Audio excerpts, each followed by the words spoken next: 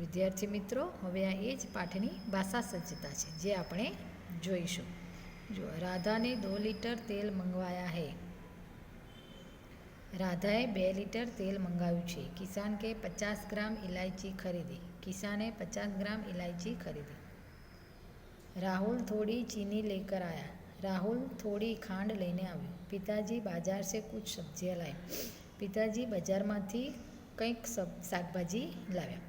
उपयुक्त वाक्यों में 2 लीटर, 50 ग्राम, थोड़ी, कुछ शब्दों को रेखांकित किया गया है तो नापतोल को दर्शाते हैं. देखो, हम जब भी कुछ सब्जियां या कोई चीज़ मंगाते हैं तो तेल मंगवाते हैं तो लीटर में मंगवाते हैं. केरोसिन, तेल आदि, दूध आदि लीटर में आता है. फिर छोटी छोटी जो बातें होती है खाने की चीज़ें जैसे कि इलायची, मगजतरी, काजू बादाम, वो ग्राम में आती है. 100 ग्राम, 250 ग्राम, 50 ग्राम, तो उसका नाप अच्छी तरह से हमें मालूम होता है. तो इसी तरह जो शब्द किसी वस्तु के नापतोल को दर्शाते हैं उसे परिणामवाचक विशेषण कहते हैं. तो अब आपको समझ में आया ना कि परिणामवाचक विशेषण कहते हैं किसे कहते हैं.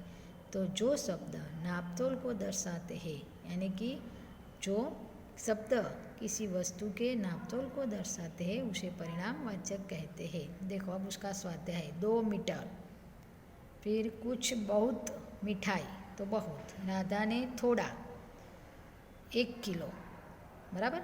तो सबके नीचे आपको लिट्टी दौड़नी है. जैसे यहाँ के 2 मीटर, बहुत, थोड़ा,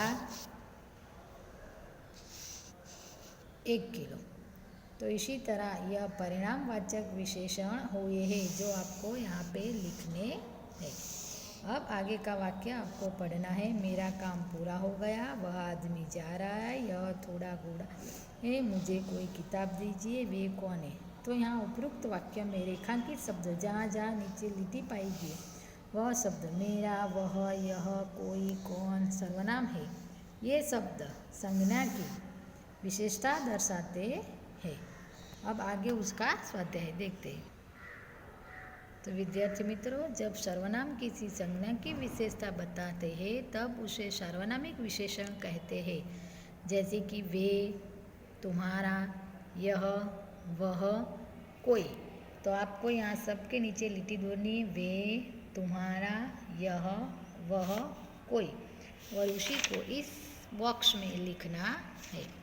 तो विद्यार्थी मित्रों, हमारा दूसरा पाठ समाप्त हुआ है. आपको परीक्षा के लिए 3 पाठ करने हैं. पहला, दूसरा और तीसरा पाठ भी मैं आपको पूरा करके दूंगी और उसी के आधार पर से आपको लिखना है. दूसरे पाठ की PDF मैं आपको भेजूंगी जो आपको अपनी CW की कॉपी में लिखना है. अब मैं आपको कुछ परीक्षा लक्ष्य सूचनाएं देती हूँ, वो समझिए. जैसे कि आपको टाइम टेबल और सब मिल ही गया है.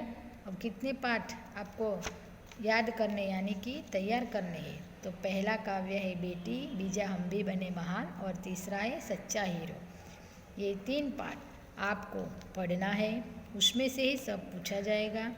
आपको ये 3 पाठ अच्छी तरह से पढ़कर उसमें से तैयारी करनी है.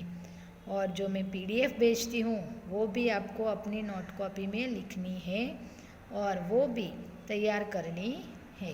तो विद्यार्थी मित्रों, अभी परीक्षा आ रही है तो आपको हर रोज़ पढ़ना है. Thank you.